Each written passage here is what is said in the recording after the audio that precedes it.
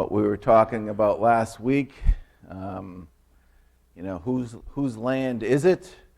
We looked at some of those peace deals. Is this really about a peace deal? Or is this a bit more about the hatred of the Jews?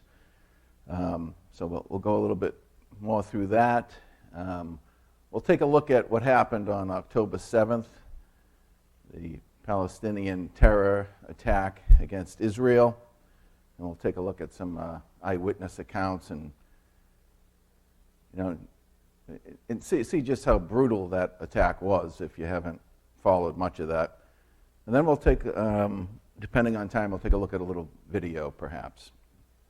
So we'll see where we are for time. So, we mentioned this, right? You touch Israel, right? It's like touching the eye of God, right? It's like poking him in an eye and you're going to get a response. So we went through this video here. This is a gentleman. He does the Ask Project, and he goes around and he asks Palestinians and he asks Israelis these kind of hot topics, just random people off the street. And he asked them a whole bunch of questions. I've seen several of his videos. They're pretty good. And this one was, name an important Palestinian. And, you go through the video. And Yasser Arafat, we talked about him last time, the father of modern-day terrorism. He was considered an important person to the Palestinians. And, this gentleman, he asked them, go back further in time. And the next guy, that was the most popular answer, was the Mufti of Jerusalem. We'll just take a quick look at him, but he presses them. No, go back further. 500 years, 1,000 years into the Palestinian history, because of course that's what they claim. They claim, we go way back before the Jews. We'll name an important Palestinian, and they all seem to not be able to remember. And he presses them. Well, what were you taught in school? Weren't you taught in school in your history classes? And they all go, it was, it's a long time ago. I forgot, So he's pushing that, agenda. And he does the same thing with the Israelis as well. So he's pretty impartial. So this was, this was an important Palestinian, right? This is the Mufti of Jerusalem. He was a Nazi collaborator, met with Hitler, tried to start his own SS forces to get rid of the Jews. And this is what he said. I believe this quote is from after the war. He says, Arabs, rise as one man and fight for your sacred rights. Kill the Jews wherever you find them. This pleases God, history, and religion. This saves your honor. God is with you. Right? So this is what the Palestinian people have been hearing. Right? God is with you. It's okay. Kill the Jews. Again, an important person they consider this to be. So Palestinian, what are they, right? So this Arab history professor wrote, this was about 40 years ago, he said that the Arabs have this trait called mythopoetic. I'm not sure if I'm pronouncing that correctly, but what it means is they've got the ability to create myths and to believe them and to make others believe them as well. Last week we talked a little bit about that, the propaganda that goes out into the world, right? We've got so many news networks, so many platforms for people to put across their message that, it's propaganda. We kind of weed through it, right? But if you say it loud enough, you say it often enough, people will believe it. So this, history professor says, this is a trait. This is something that we've done. So the so-called Palestinian people, well, guess what? They're Arabs, right? They've got no language of their own, no culture, no ancestry, no artifacts supporting that they have this long historical past of existence. And this is a quote from an interview in 1977 by the head of the PLO, the Palestinian Liberation Organization. This is interesting what he has to say. He says, it's only for tactical reasons that we carefully stress our Palestinian identity, for it is in the national interest of the Arabs to encourage a separate Palestinian identity to counter Zionism, The founding of a Palestinian state is the new tool in the ongoing battle against Israel. Right? So it's a strategy to make up this Palestinian identity, that they can keep it separate, right? And that's what they've done. Hold these, Arabs and say, you're this new people, but you're going to be refugees. So back to some of the peace talks. This is in 2000, Camp David. Barack from Israel, of course, Mr. Clinton, this is his second attempt. And Yasser Arafat, right, the father of modern-day terrorism, Nobel Prize winner. And the deal is, all of Gaza, 94% of the West Bank, East Jerusalem as your capital. Now, this was going to be the deal that would solve everything, the end of the conflict, and yet Arafat said no. Clinton was quite amazed. How could he walk away from this? And one of the negotiators said, for him to end the conflict was to end himself. He's a terrorist. He doesn't want peace. He's out of a job if there's peace. Arafat said to Clinton after the negotiations, he says, you're a great man. And Clinton said, no, I'm not a great man. That's because of you. Right? Because if Clinton, this was his second time trying to if he was able to bring peace, he would have won the Nobel Peace Prize. And that's what he said. And that's what he could have hanged his presidency on, right? Yeah, that's what the presidents are always looking for. What can I hang my presidency on? And he says, no, you screwed this up for me. I could have been a great man. So this gets brought up again in 2008. Now, Mahmoud Abbas meets with Olmert from Israel. Abbas is from the Fatah party. He's the leader of the Palestinian Authority. This is the guy that the United States likes to deal with. They're the one he supports. The Fatah party is supposed to be a little less aggressive than Hamas. Hamas wants to get the land by removing the Jew, and Fatah is supposed to want to get the land by negotiation. So he comes into the negotiations. Again, they offer him all of Gaza, 94% of the West Bank, East Jerusalem as the capital, and we're going to give you this other additional land. And again, the answer is no. This gets revisited under Donald Trump in the deal of the century. And again, it gets rejected in 2020. In 2005, Ariel Sharon said, fine, you know what, we're gonna pull out of Gaza. You guys have control. You can, police yourselves, whatever. And I remember seeing some of the videos where the IDF had to go in, and Israel said, "Hey, we'll give you new homes. Come on over." And some people left and went, and other people were like, "No, this is my home." And the IDF soldiers had to go in and remove their fellow Jew from their home, and they're crying. Right, the people getting removed are crying. The IDF soldiers are crying. It's not something they wanted to do. So this would have been a great opportunity for the Palestinians to say, "Hey, look, we're gonna build our state, build some infrastructure, and show the world that we deserve to be recognized as a state." But that's not what they did, right? They build a terror base, right? We see all those tunnels they have, and that's not what they did. Pay for Slay.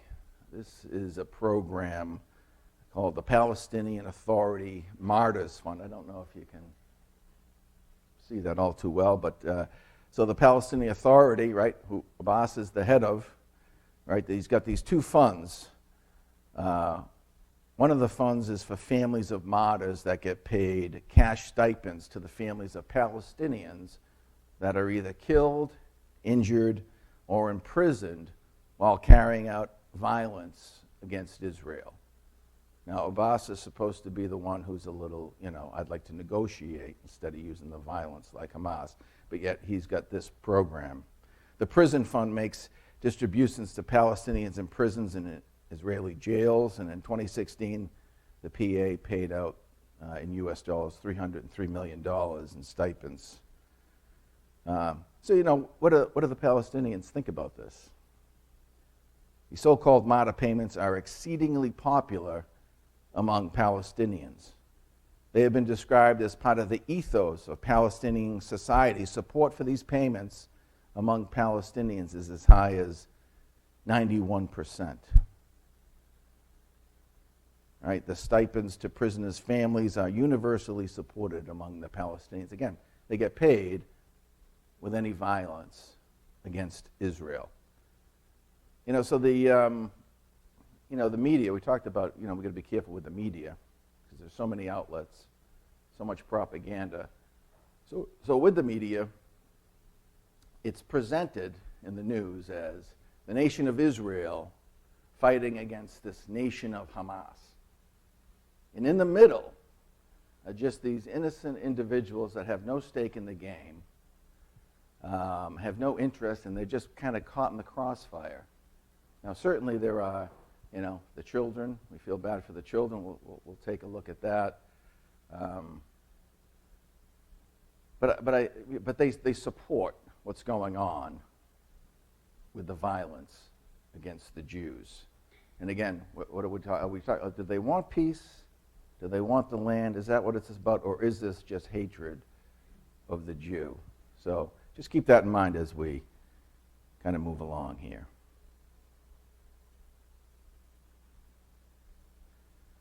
So again, this is another video that will play from this guy who goes around and asks these questions. So he's asking a bunch of Palestinians, are you willing to share the land with the Jews if there is peace?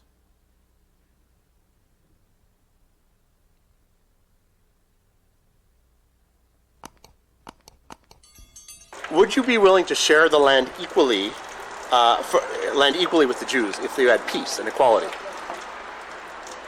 Why no? I don't. No? No. No? Why? Because it's our land. It's not their land.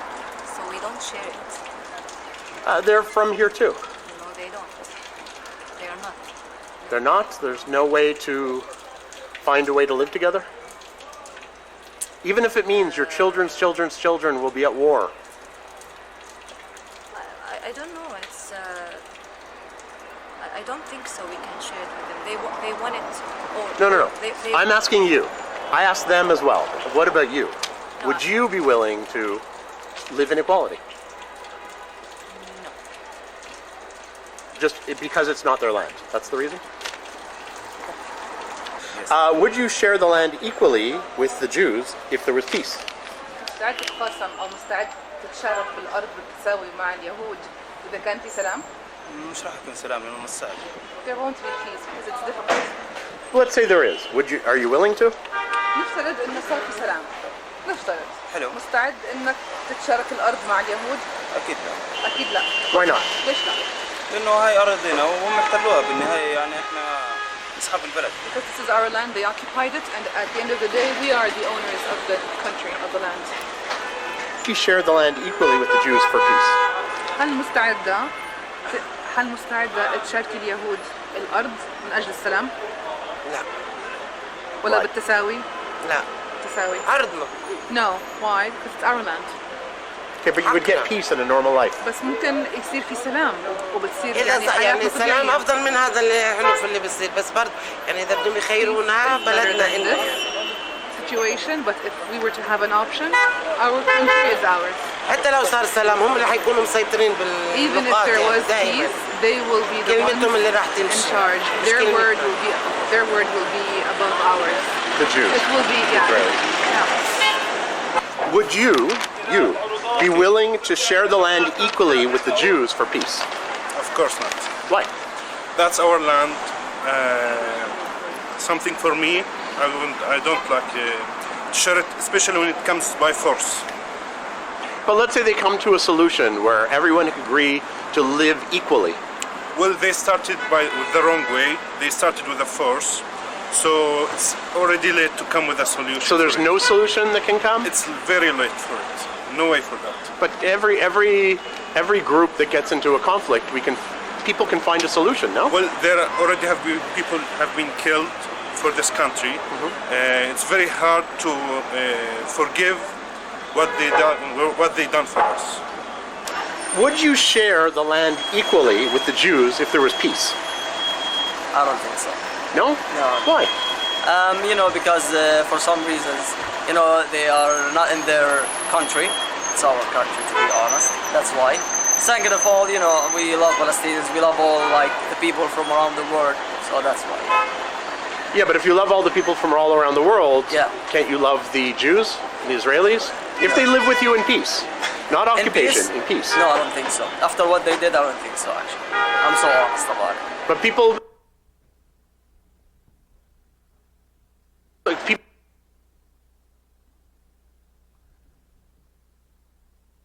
Okay, so now he's going to ask the Jewish people if they are willing.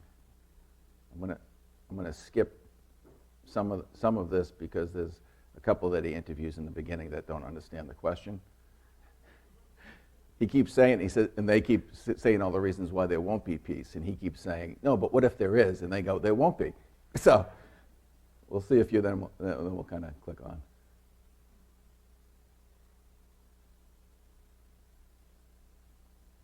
If there is peace, are you willing to live with Palestinians as equals? Yeah, sure. Okay. I've got no problem with it. Okay, good. And they'd be complete equals. Yeah. Could they be prime minister? Well, if they'd be citizens, of course. If they'd be citizens? Yeah. Do you want them to be citizens? I think that is the ideal. Okay. So they'd all be citizens of Israel, I'm assuming? I mean, one day. Yeah. Okay. That's the hope. And a Palestinian could be prime minister? Yes, indeed. האם יהיה שלום בין הפלסטינים וישראלים? אם אתה מוכן יהיה שלום עם הפלסטינים, את מוכנה לחיות איתם בשוויון? אם יהיה שלום, אני לא יודעת מתי זה יהיה. נגיד שיש, נגיד. לחיות איתם בשוויון? אני חושבת שעכשיו אנחנו חיים בשוויון. לא, הם לא יכולים לבחור, להיבחר, אין להם דרכון ישראלי. הם לא שווים, כאילו לזה. לא יודעת להגיד לך. את מוכנה לחיות איתם כשווים? זו השאלה. אם יהיה שלום, זה מאוד מאוד בעתיד. נראה לי שכן. האם יהיה שלום עם הפלסטינים? אתה מוכן לחיות עם הפלסטינים בתור אנשים שווים? בוודאי. אוקיי, איך נגיע לזה? שאלה מסובכת יותר. שאלה מה? שאלה הרבה יותר קשה, אני לא רואה את זה קורה, אבל אם ברמת התיאורטית זה יקרה, אז כן, בוודאי שלחיות ביחד, לחיות בשלום, לחיות כשווים. כשווים לחלוטין. אוקיי. הם יכולים להצביע נגיד, או לנסוע לה... So, the rest of it goes through. So the Palestinians all say, no, it's our land. We're not willing to live in peace with the Jews. And then you ask the Jews, and they're all like, yeah, we would. Yeah, if there was peace, we would. And these were all done like over a year or so ago. So they're well before the October 7th attack. So we'll just take a look at kind of what took place here. I've watched a lot of videos, read a lot of articles on people that were witnesses to this. Israel had about a 48-minute clip, I don't know if anyone has seen it, that they showed to leaders around the world, journalists, private invitations where they could come and witness this from the video that they took off the Hamas terrorists who had GoPro videos. They wanted to document all the atrocities that they committed to bring back and show to the people.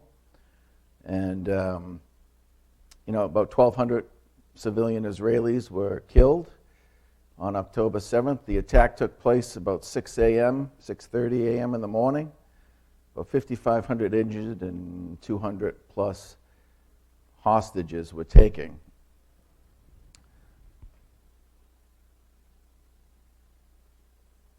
So this is from an article from the Boston Globe, a woman who was invited to watch this video. And, she says, I don't know how anyone can say Hamas are freedom fighters. And she says, there were many other things I couldn't comprehend and will never be able to unsee. Now that was, I've watched probably like a dozen of people explaining who saw this video, the 48-minute clip that the Israeli government put out, and that was a common phrase, that there was a lot of things that they can't unsee. One of the ones that I watched was a pro-Palestinian one. It was this English journalist who was pro-Palestinian, and he said, he goes, I can't agree with what took place. He was horrific. He had to look away quite often. And in the end, you know, he had to put his pro-Palestinian spin on it and said, but this is what you get when you oppress people. But he couldn't defend what took place. So she goes, it was a group of women my sister's age huddled in a room together, then killed and taken away, a corpse being beheaded with a knife, another with a blunt garden hoe, people being burned beyond recognition, including the tiny body of a baby, men dragging injured women away, a young man whose arm is gone and just a bone sticking out, a Hamas member taking a bottle of soda out of a fridge of a man he had just murdered, as the man's now fatherless sons watch in disbelief. I watched a video of a man from India, a journalist, who also watched this video, and he describes that event. He says, you know, the man heard shooting, and the Hamas guy comes into the house, and the man scoops up his two children. He thought that they were about 8 and 10 years old, these two boys, and he rushes to where they, you know, hide when there's a missile attack, and he can't quite make it, and the Hamas terrorist is able to throw in a hand grenade, and then the two children come running out, and he says, the older one says to the younger one, Dad is dead, and then he says, why am I alive? And the other boy says, I can't see, and the man says, he can't see because of the splinters from the grenade got in his eyes, and he had blood coming down his eyes. And he goes, then you just see the guy casually open up the fridge, take out a bottle of Coke, and drink it while these two boys are just sitting there crying.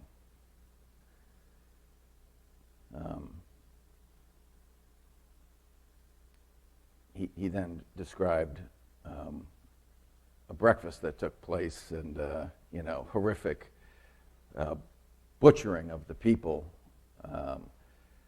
And there was an audio clip that took place, and you know, and the same thing, that they were able to hear what happened. And one of the terrorists decided he wanted to call home to talk to his parents, and he quite joyfully said that he had just killed 10 Jews. And he said the response on the other end was joy from the parents at what he had done. So she goes on to say, you know, young men and women, many my age and many the age of college protesters, enjoying a music festival. Then the paragliders came in, and then they were running for their lives, and many of them don't survive. So then I was watching a video of someone from the Intifada, and you know, again, they want to put a different spin on it, and they say, you know, they didn't come to kill civilians. You know, this is, you know, the propaganda that can go out. They didn't come to kill civilians because, you know, what is the age of people that go to music festivals? And the other person they were talking to said, oh, they're 18 to 28. He says, yeah, that is the age of the Israeli soldiers. And he says, and you can tell because you see them all running to their cars to get their guns. No, you know, they were running for their lives. They were trying to escape. And one girl who was a photographer there, she says, this gives you a little look into the life of the Israeli living next to a terrorist group. She said, you know, the music festival was wrapping up. It was 6 in the morning, and you know, then we saw all these missiles going. And she says, I didn't think much of it. You didn't think much of the missiles? And she said, well, that's, you know, that's what we live with. And it wasn't until we saw the paragliders and the trucks came up and the shooting started that we all ran for our lives. She goes on and says, why would anyone want to watch such gruesome and cruel material, much less show it to college students? And this rabbi told me that he was initially opposed to the idea of the screening because he didn't believe that this is something that any human should ever watch. But he changed his mind as he saw students on campus start to minimize the barbarity of the attack that took place, with chants calling for the intifada and from the river to the sea. Right? And that's what always kind of happens. You know, the attack first happened, and you know, there was a lot of Israel has the right to defend itself, and just like all the other attacks in the past history, then the nations start to say, hey, Israel, you know, take it easy, it wasn't that bad, slow down. So she concludes the article by saying, you know, no matter what you think about Israel, no matter how many mistakes you believe the nation has made, it should be easy to see and hear accounts of Hamas's actions that day and condemn them as profoundly inhumane, beyond the pale of any resistance, and not the fault of anyone except for those who chose to perpetrate them. You know, the Middle East is complicated, especially when it comes to Israel and Palestine debate, but certain events are simply evil, and October 7th is one of them.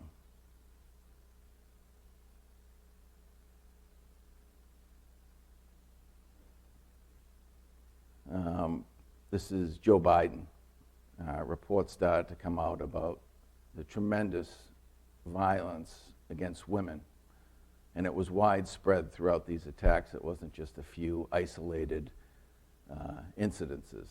He says the reports of women raped repeatedly and their bodies mutilated while still alive, and of women corpses being desecrated, Hamas terrorists inflicting as much pain and suffering on women and girls as possible, and then murdering them, is quite appalling. Yet the UN, though they got these reports, would remain silent on it. And a lot of the, you know, movements that are against violence on women didn't really respond. I saw one Israeli woman get up before the UN and really give it to all those programs that have kept their silence. The article goes on to say several incidences of sexual assault and rape have been documented by Hamas body camera footage, CCTV, material uploaded to social media, photographs, videos taken by civilians and first responders. According to several people involved in the analyzing the footage, survivor witness testimonies, many of the supernova rave described seeing women being raped and then shot. The first responders, Israel has a special group that shows up to collect dead bodies, you know, not like Uncle Joe had a heart attack, but like a plane crash, a bombing. And they said these people who witnessed, you know, bodies ripped apart and all that, they were not prepared to witness the extreme violence that had taken place. It was, you know, pure hatred. Bodies mutilated, from young girls to the elderly, of women. One father says the only way that they could recognize the body, the forensic people trying to identify who these people were, they were having a tough time, and people were saying, hey, what's going on? You know, is my son or daughter alive? And they were having a tough time recognizing the bodies, identifying them. One father said, they called me down to see, and they said the only way they could identify her was by a fingerprint. One of the forensic guys said, he goes, the bodies were so badly mutilated that we couldn't tell if they were female or males. So it was a brutal hatred attack. Now this is a gentleman here. He also witnessed the video. He watched the video, and he said he was asked, and he said he goes, you couldn't unsee it. And the guy said, he goes, I'm hearing that it was worse than what the Nazis did in the Holocaust. And he says, yeah, it was. And he says, and he goes, this was the part. He goes, you know, and he showed this famous picture of a big ditch where the Nazis had made the Jews dig a big ditch, and then they lined them all up and they shot them. And he said, he goes, you know, behind those soldiers who had to shoot the Jews was their officers pointing guns at them. Like, if you don't do your job, then you're going to be shot. And he goes, and you know, we have plenty of, you know, reports and testimonies that those young men who did that would then drink quite a bit to help them forget what they had done, because you don't see that in this video. You see a lot of cheering, and he goes, and that's the part that's really troubling, is that they really enjoyed these attacks. So this is him. Let's talk, given you're over there right now, what concerns me about what Israel is doing is not their efforts to get rid of Hamas, but because of the particular nature of Hamas embedding themselves amongst civilian populations with the massive amounts of civilian casualties that will inevitably come, and that figure will grow and grow and grow. Are we not, as Barack Obama warned, are we not creating here just an opportunity for far greater radicalization of all those young Palestinians who watched their loved ones get killed? Why would we imagine that at the end of all this, they're going to want to do anything other than to become a new version of Hamas in wanting to exact revenge for what happened to their families? Well, two things. One is, if you just follow the logic of what Barack Obama said, then you just shouldn't do anything. If you're Israel, you should be attacked and just sit back and say, great, we'll wait for the next one. But the second and more important thing is, your question supposes that there is a sort of peaceful Palestinian population in the Gaza who would love a two-state solution, and then a few bad apples in Hamas. I think that's not true. Why is it that when one of the victims of the music festival, a poor young German Jewish girl, who it seems was raped and then brutally murdered and taken into the Gaza naked. Why was it that you can find, and anyone can find this online, a crowd of ordinary Gazans? It wasn't Hamas, it wasn't a Hamas rally. Ordinary Gazans spitting on her body, hitting her body, mutilating her body further as it went down the street. Does that strike you, Piers, as a placid population of peacenik types who are just desperately waiting for a two-state solution to be put back on the table for the millionth time in the last 70-something years? It doesn't seem like that to me.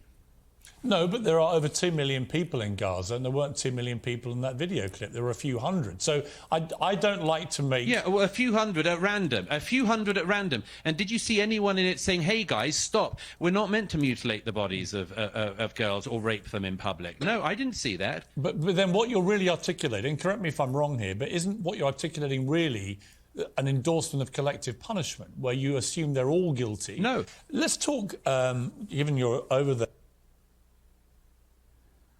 So I've seen that video of the girl. She was a pretty famous girl that you saw her picture a lot in the beginning, and you know, they bring her on a truck. I don't know if she's dead or she's unconscious or what, but then you see a lot of people cheering in the street, and you see old men and you see young boys, and they were celebrating the death of this poor young woman. So we know vengeance belongs to God. What does he say about the wicked and those who love violence? So the psalmist writes, how long shall the wicked triumph? They break in pieces thy people, O Lord, and afflict thine heritage. They slay the widow and the stranger, murder the fatherless. But the Lord is my defense and my rock, and my God is the rock of my refuge. He shall bring upon them their own iniquity, and shall cut them off in their own wickedness. The Lord tests the righteous, but the wicked and him who loves violence, his soul hateth. Upon the wicked he shall rain sneers, fire, and brimstone. Right? So God does not love those who kill. He does not love those who love the violence. And this atrocity was quite violent and filled with hatred of Israel. So you would think, with all that's happened, that, you know, the Palestinian people would be pretty upset for turning their lives upside down at Hamas. 2006, when Hamas won a majority. The polls show 57% of respondents in Gaza and 82% in the West Bank believe Hamas was correct in launching its October 7th onslaught. A large majority believes Hamas's claims that it acted to defend the Al-Aqsa Mosque in Jerusalem and win the release of Palestinian security prisoners. Only 10% say they believed Hamas has committed war crimes. with a large majority saying they did not see videos showing the terrorists committing atrocities in Israel.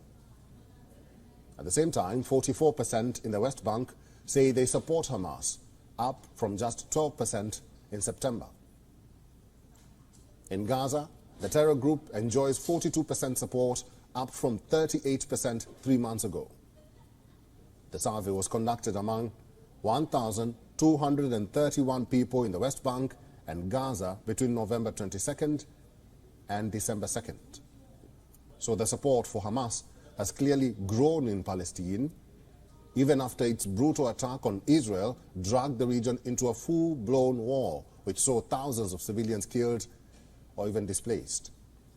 But even after experiencing personal sufferings for the actions of Hamas, the people are still backing their actions.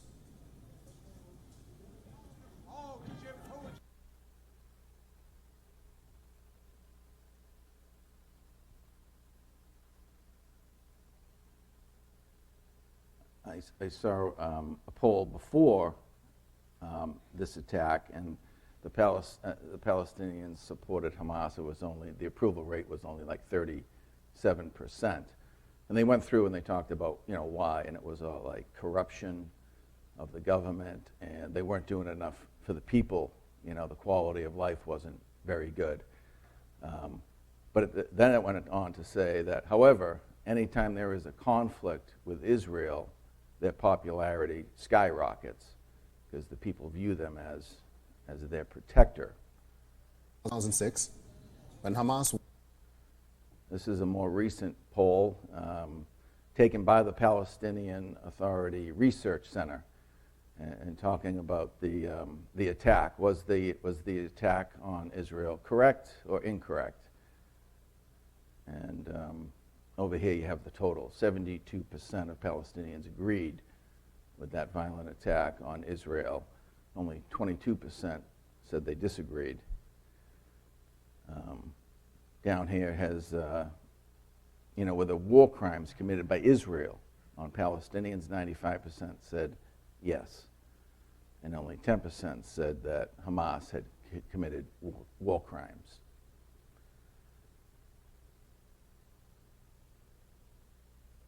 So they certainly have the support of the people, and it's deep-rooted just hatred for the Jew.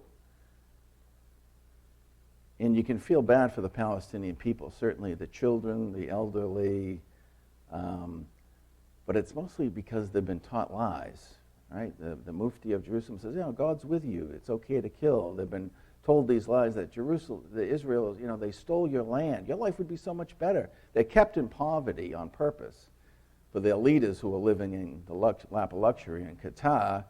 And, you know, when they were told Israel drops the leaflets, hey, we're coming to attack, leave, the Hamas leaders are telling them, no, stay, because they're looking for public sympathy. Now, this video isn't graphic in any way, but it's quite sad. This was from about 14 years ago. I mean, this is about 9 years ago. I saw some other clips from about 14 years ago. And it's of a children's show shown on Palestinian TV. And, well, I'll just play it here.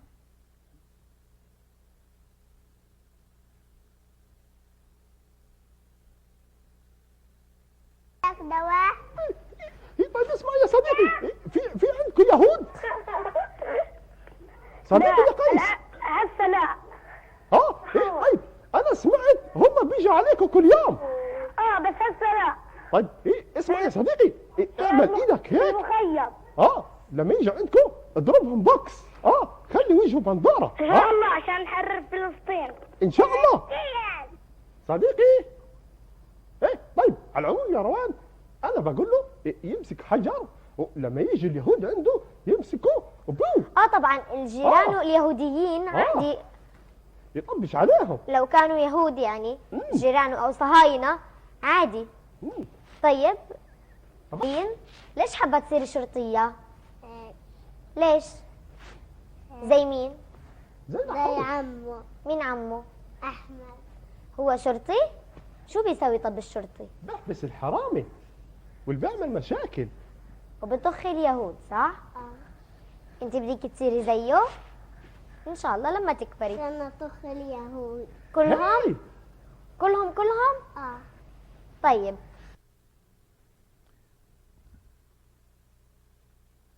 You know, so it's pretty disturbing that, you know, you feel bad for the people in this situation because this is what they've been taught since they're children. They go to school and they teach them to hate Jews. You know, their family members killed. They're told it's because of the Jews, and that this is what they've been taught since they're little. They get their shows that are teaching this, and it's quite a sad thing. Golda Meir has this pretty famous quote, you know, we can forgive the Arabs for killing our children. We cannot forgive them for forcing us to kill their children. We'll only have peace when they love their children more than they hate us. And I'm afraid that's what this whole situation is about. It's just about hatred. Now, this is from Joel 3. This is one of those end-time prophecies, one of those Armageddon ones. And this is, you know, the Word of God saying, "Yea, what are you to do with me, O Tyre and Sidon, and all the coast of Philistia? You're going to render me recompense? And if you recompense me, swiftly and speedily will I recompense upon your own head." So Tyre and Sidon, they're up here north of Israel. Today that's Lebanon. And the coast of Philistia, the coast of the Philistines, that's down here. Gaza, that's where they lived. So what Joel 3 is saying, that you're going to have people down here in the south of Israel, in Gaza, that hate the Jews, and you're going to have them up here in present-day Lebanon. And that's where Hezbollah is. Brother Jason had sent me an article on Israel.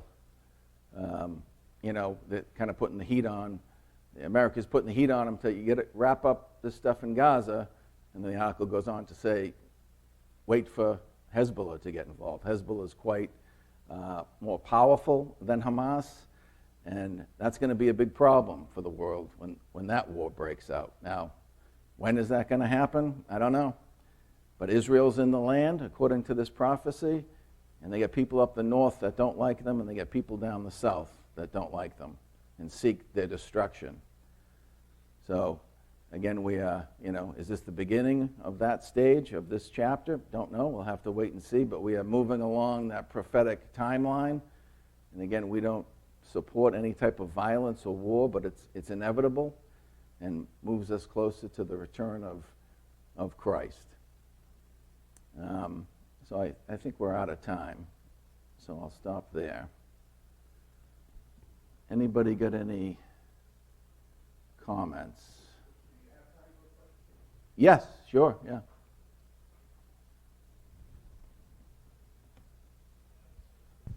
Yes, well, certainly a painful subject to undertake, and I don't mean to make it any more painful, but you know, these events, obviously we look up as we see our redemption draw nigh, and we kind of look at these things as something happening way over there.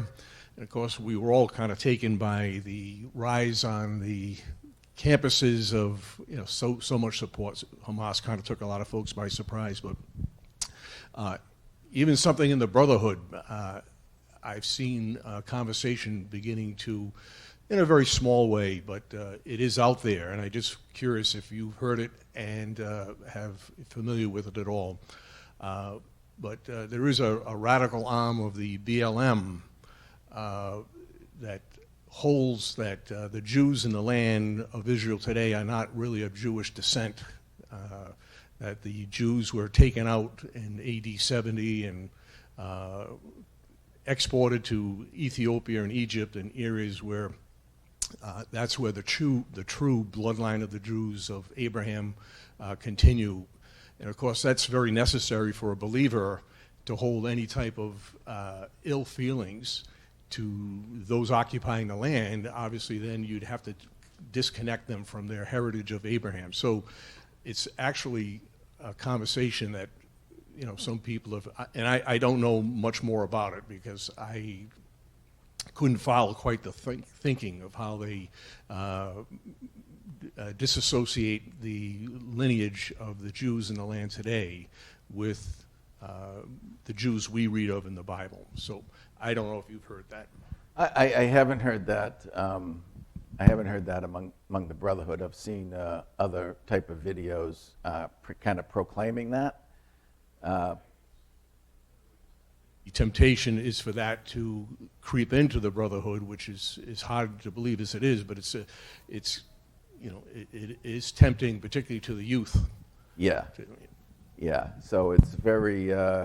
So you hear that that slogan of the slogan, "Free Palestine from the river to the sea," and I was watching one guy who did a little research on that and had a poll from that 18 to 24-year-old college type age crowd, and he asked them, "Do you know what river they're talking about?" And it was like 75% said, "Yeah, we support that." And he says, "Well, do you know what river they're talking about?" And he got answers like the Nile and the Dead Sea. And they said, "You know what the sea is? Is it the Atlantic Ocean?" And they didn't know. And so then when explained to them, that's the Jordan River, and it's the Mediterranean, and right in there is Israel. So what's the free part? This is the only democratic nation around. What freedoms are you talking about? And then when it was get rid of the Jews, and when it was explained to them, they said the majority said, "Oh, we didn't know." So there's a lot of ignorance, but definitely, when presented as the underdog, there's that whole group out there that's ready to support them blindly. So yeah, I mean, you can't ignore the scriptures, right? That's what we go to. Some of the pro-Palestinians saying, who cares if the Jews had it thousands of years ago? I mean, if you want to look at it religiously, who cares? But of course, that's our viewpoint. That's really all we care about. It's the only opinion we're looking for is God's opinion. Brother Mark? Butch, thank you for your class. When I watch this and see all, as you say, hate, evil, the one thing that comes to my mind, thinking on the Israeli front, is after the Holocaust, they had a saying, "Never again," I do believe. And they built up their militaries. They came up with this defense system. I forget, it's the dome, something dome. The Iron Dome. The Iron Dome. And their phrase is, "In the dome we trust." Where was that dome on October 7th? Where was all that intelligence? Where was to allow that to happen? Yeah. So never again did happen on a smaller scale, but in a horrific way. And it just makes me think, and we all think this probably the same thing, is until their hearts are broken and they return to their God and their Messiah, this is what it's going to be like. And the Bible tells us that, at some point they will return to their God and their Messiah. And until they do that, their defense systems, their security, everything they do is not going to help them. Yeah. And it's just sad and it's painful, but... Yeah. Well, sometimes you hear, hey, we don't support the Israeli government. Israel is exactly what they wanted when they cried to Samuel. We want to be like all the other nations. That's what they are. They are, mostly secular, corruption in government. Tel Aviv is a hot spot for sexual immorality. But yet, they're God's people. Just like us, they're a work in progress. We share the same God.